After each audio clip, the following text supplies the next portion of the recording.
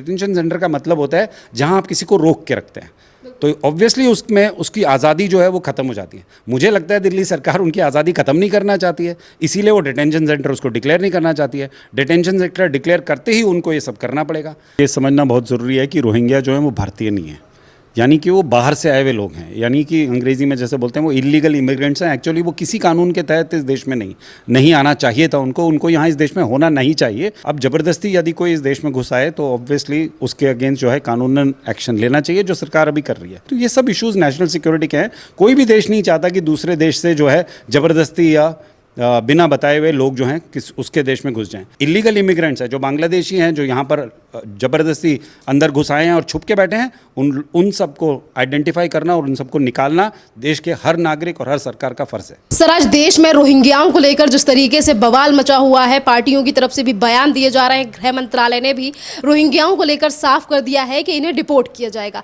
आप किस तरीके से देख रहे हैं सर कि ये रोहिंग्या जो है वो हमारे देश के लिए किस तरीके से घातक है? एज अ डिफेंस के, जिस तरीके से आपने डिफेंस में काम किया, किस तरीके से देख रहे हैं कि कितने घातक हैं ये रोहिंग्या हमारे देश के लिए? देखो, सबसे पहले तो ये समझना बहुत ज़रूरी है कि रोहिंग्या जो है वो भारतीय नहीं है, यानी कि वो बाहर से आए हुए लोग हैं, यानी कि अंग्रेज़ी में जैसे बोलते हैं वो इलीगल इमिग्रेंट्स हैं। एक्चुअली वो किसी कानून के तहत इस देश में नहीं आना चाहिए था उनको यहाँ इस देश में होना नहीं चाहिए, परंतु वो इस देश में हैं, यानी वो ज़बरदस्ती इस देश में घुस आए हैं। अब ज़बरदस्ती यदि कोई इस देश में घुस आए तो ऑब्वियसली उसके अगेंस्ट जो है कानूनन एक्शन लेना चाहिए, जो सरकार अभी कर रही है। और किस तरह से वो देश के लिए ख़तरनाक है वो तो ऑब्वियस है। अगर आप 40-50 हज़ार, 1 लाख, 2 लाख लोग जो हैं अगर किसी देश में घुस जाएँ तो उस देश के लिए वो न केवल कानून, that is law and order की प्रॉब्लम हो सकते हैं, परंतु वो बहुत सारी चीज़ें और कर सकते हैं। चोरी चकारी में भाग ले सकते हैं, डेमोग्राफिक चेंजेस कर सकते हैं, जाके जो गलत सारी हरकतें होती हैं उन सब में। और इस देश में तो सबसे बड़ी प्रॉब्लम जो टेररिज्म की है, आतंकवाद की है, उसमें भी पार्टिसिपेट कर सकते हैं। बिल्कुल, तो ये सब इश्यूज़ नेशनल सिक्योरिटी के हैं। कोई भी देश नहीं चाहता कि दूसरे देश से जो है ज़बरदस्ती या बिना बताए हुए लोग जो हैं उसके देश में घुस जाएं। और ऑफ कोर्स दूसरी प्रॉब्लम तो है ही, इकोनॉमी की प्रॉब्लम है, खाने पीने की प्रॉब्लम है। हर चीज़ हर देश में लिमिटेड होती है, वो देशवासियों के बीच में ही बंटती है। परंतु यदि दूसरे देश से ऑब्वियसली लोग आ जाएं तो वो उनमें बंटनी शुरू हो जाएगी, और ऑब्वियसली उसका डायरेक्ट रिजल्ट जो है इस देश की इकोनॉमी, इस देश की सिक्योरिटी, इस देश की जो है भलमान सर पे ज़रूर पड़ेगा।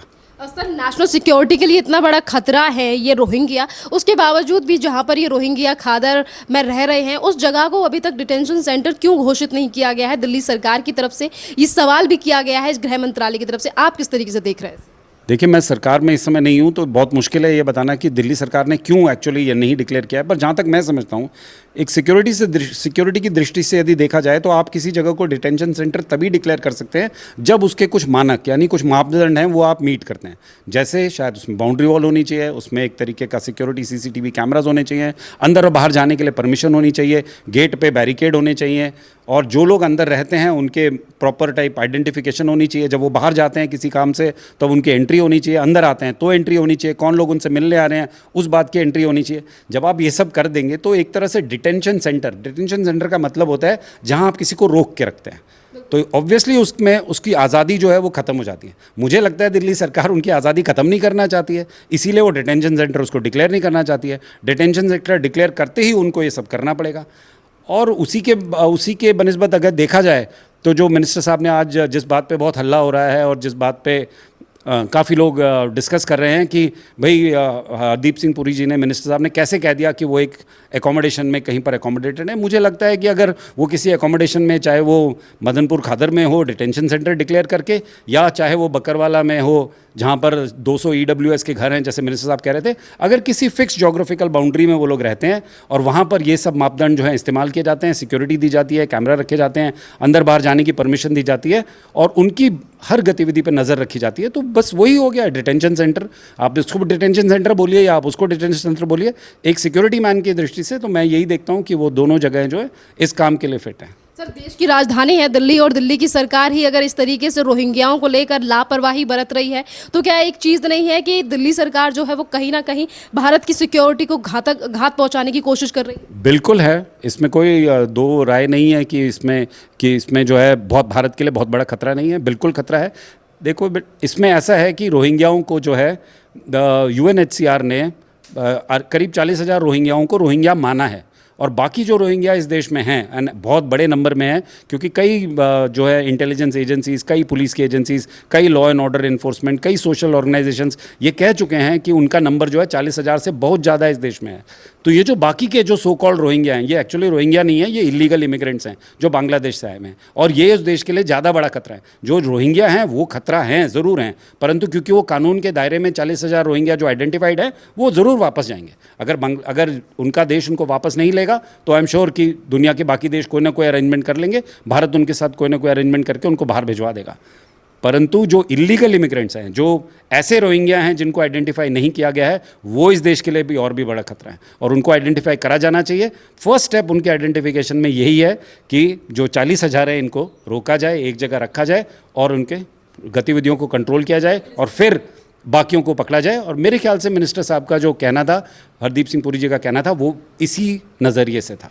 सर, जिस तरीके से आज दिल्ली सरकार की तरफ से तमाम बयानबाजी की जा रही है इन्हीं रोहिंग्याओं को लेकर, और कहा जा रहा है कि बीजेपी देश के अंदर रोहिंग्याओं को ला रही है, पर अगर हम रोहिंग्याओं के ऊपर नज़र डालें कि किस तरीके से आम आदमी पार्टी के ही विधायक अमानतुल्लाह खान का एक बयान था जब उन्होंने तमाम पैसे से लेकर मदद की थी, तो जो लोग हमारे देश की सिक्योरिटी के लिए घात पहुँचाते हैं, जो एक खतरा है, उनके लिए इस तरीके से मदद, आर्थिक मदद क्यों की जा रही है राजनीतिक पार्टियों की तरफ से, सिर्फ एक वोट बैंक के चलते? मुझे लगता है ये सब एक इस देश की घिनौनी राजनीति का एक हिस्सा है। आप सबको समझना चाहिए कि देश से बड़ा कुछ नहीं होता। राजनीति भी तभी हो सकती है जब देश सुरक्षित रहे। यदि देश ही नहीं रहेगा तो कहाँ की राजनीति और किस प्रकार का। तो एक सैनिक के नाते मैं ये समझता हूँ कि कई राजनीतिक पार्टियाँ जो इस तरह की हरकतें करती हैं वो एक्चुअली एक तरह से देशद्रोह की भावना से, ये एक तरह का ये देशद्रोह है और ये देशद्रोह की भावना से शायद पनपी हुई ये चीज़ें हैं। धर्म और ये सब चीज़ें जो है वो देश से बड़ा नहीं है। बार बार प्रधानमंत्री ने यही कहा है, बार बार फौज यही कहती है। फौज का हर सैनिक इस पर इस पर विश्वास रखता है और फौज का हर सैनिक इसी बात पे जान देने के लिए तैयार रहता है। वो ये नहीं देखता है कि मैं किसकी रक्षा कर रहा हूँ, कि वो किस धर्म का है, किस संप्रदाय का है, वो औरत है, आदमी है, बच्चा है, वो ये सब नहीं देखता है। वो बस एक ही चीज़ जानता है कि इस देश की अखंडता और एकता की हमें रक्षा करनी है। और उसी प्रकार से सभी राजनीतिक पार्टीज़ को मेरा विश्वास है कि यही मान के चलना चाहिए कि देश की अखंडता और रक्षा उनको करनी है। जिस तरह से एक सैनिक बॉर्डर पे करता है उसी प्रकार देश को चलाने में उन सबका योगदान होना चाहिए। और यदि कोई पार्टी इसको नहीं करती है तो मेरा ये मानना है कि देश की जनता को उसको ज़रूर सबक सिखाना चाहिए। गृह मंत्रालय की तरफ से जो कहा गया है कि इन सभी रोहिंग्याओं को वापस रिपोर्ट किया जाएगा, इनके देशों से बात चल रही है। सर, इस चीज़ को किस तरीके से देख रहे हैं, जो एक बड़ा फैसला लेने की बात कही गई है आज गृह मंत्रालय की तरफ से? बिल्कुल सही है, गृह मंत्रालय ने ये करना ही था और ये बात बिल्कुल सही है। परंतु हमें समझना चाहिए कि कई बारी जो है इसमें जो है कानून की कई अड़चनें आती हैं। जैसे कि सुप्रीम कोर्ट के कई डिसीजंस हैं जो रिफ्यूजीज़ पे हैं कि रिफ्यूजीज़ को वापस ऐसे नहीं करना चाहिए, वैसे नहीं करना चाहिए। तो सरकार के भी हाथ बंधे होते हैं। सरकार के हाथ इतने खुले नहीं होते हैं कि आज रोहिंग्यास को बोला कि और कल उनको उठा के बाहर फेंक दिया। एक कानून के तहत एक प्रोसेस है, उस प्रोसेस को फॉलो करना पड़ता है और उस प्रोसेस को फॉलो करने में हमेशा समय लगता है। तो बांग्लादेश से बात करेंगे क्योंकि बांग्लादेश के थ्रू ये रोहिंग्या आए हैं। म्यांमार से बात करेंगे क्योंकि रोहिंग्या ओरिजिनली म्यांमार को बिलोंग करते हैं। अब उसमें से कितने लोग बांग्लादेश लेगा, कितने लोग म्यांमार लेगा, ये तो जब देश की सरकारें आपस में बात करेंगी तभी फिक्स होगा। परंतु यही सही तरीका है और इन लोगों को हटाने का बिल्कुल ये। बाकी जो बच गए, जो इलीगल इमिग्रेंट्स हैं, जो बांग्लादेशी हैं, जो यहाँ पर ज़बरदस्ती अंदर घुस आए हैं और छुप के बैठे हैं, उन सबको आइडेंटिफाई करना और उन सबको निकालना देश के हर नागरिक और हर सरकार का फ़र्ज़ है। सर, आज ये भी चीज़ें देखी जा रही हैं कि जो फर्जी यानी कि जो रोहिंग्या हैं उनके लिए भी आईडी बनाई जा रही हैं, वोट बैंक, यानी कि राजनीतिक पार्टियां जो हैं वो इलेक्शन जीतने के लिए, चाहे वेस्ट बंगाल से भी इस तरीके की खबरें आई और दिल्ली से भी इस तरीके के मामले कई बार देखने के लिए मिले।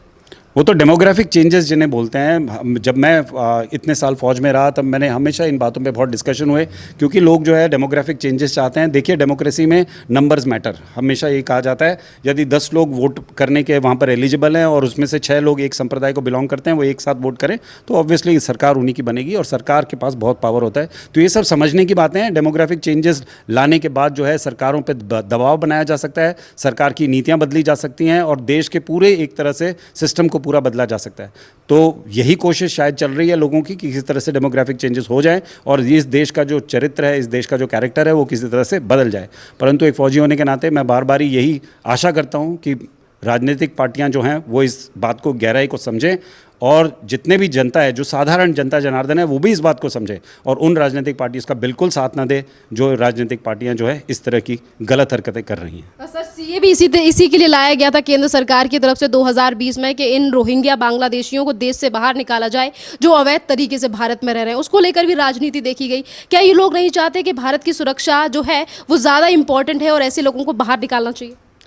सीए जो है 1955 का एक्ट है और उसके बाद उसके पास पिछले इतने सालों में कई बार अमेंडमेंट्स हुए हैं और लेटेस्ट अमेंडमेंट 2019 को जो था, जिसको हम सीए भी बोलते हैं या सिटीजन अमेंडमेंट जो बिल जो पास किया था वो था। और आपको पता है कि सीए की बात पे कितना बवाल हुआ था, राजनीतिक पार्टीज़ में उसमें कितना बवाल किया था और कितने उसके बारे में उल्टी सीधी बातें करी थी, जबकि उसका मुद्दा एक ही था कि यदि इस देश में कुछ रिफ्यूजीज़ हैं जो बाहर देशों से प्रताड़ित होते हैं तो उन रिफ्यूजीज़ को जो है स्टेटस दिया जाएगा। तो उसमें एज़ फार एज़ मतलब एक कानून की दृष्टि से या एक साधारण भारतीय की दृष्टि से मुझे उसमें कोई गलत नहीं लगता।